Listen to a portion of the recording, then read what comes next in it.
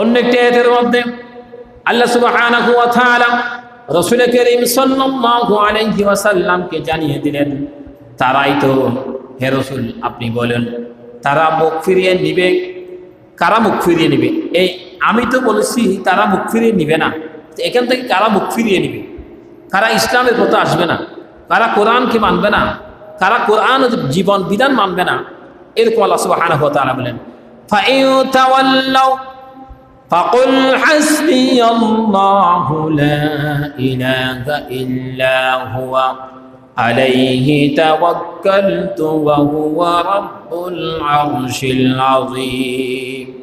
অতঃপর যদি তারা বিমুখ হয়ে যায়, মুখ ফিরিয়ে ফেলে কোরআন থেকে, ইসলাম থেকে, আপনার থেকে, রসুলকে মানত না, এরকম আরবের মধ্যে মক্কা মদিনায় মানুষ ছিল নাকি ছিল না?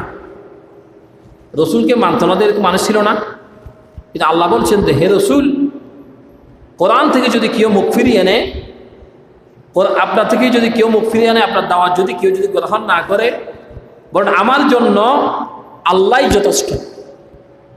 আপনার পিছনে কে আছে, সাথী সঙ্গে কয়জন আছে, সাহাবী কয়জন আছে, আপনার সৈন্যবল কথা আছে, এগুলি আপনি বলবেন না, বলবেন আল্লাহ হচ্ছে আলাইহি তাওয়াক্কালতু ওয়া হুয়া রাব্বুল আরশিল আযীম ফাকুল হাসবিয়াল্লাহ, আল্লাহ হচ্ছে আমার জন্য যথেষ্ট। এ কথা রাসূল করিম সাল্লাল্লাহু আলাইহি ওয়াসাল্লামকে আল্লাহ তাআলা জানিয়ে দিলেন, হে নবী আপনি বলে দেন আল্লাহ যথেষ্ট।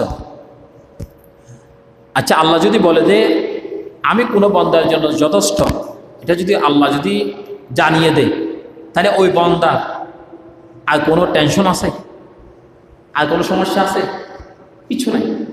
এই জন্য আল্লাহ তাআলা বললেন তিনি ছাড়া কোনো সত্য ইলাহ নাই, আমি তারই উপর তাওয়াক্কুল করি।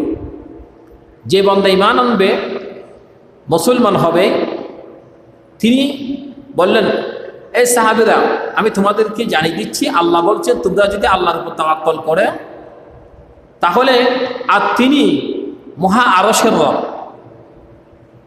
আমরা বলি যে আল্লাহ কোথায় থাকে, এরকম মাঝে মধ্যে প্রশ্ন করি, অথবা আল্লাহ হঠাৎ থাকে না, তা আল্লাহ হঠাৎ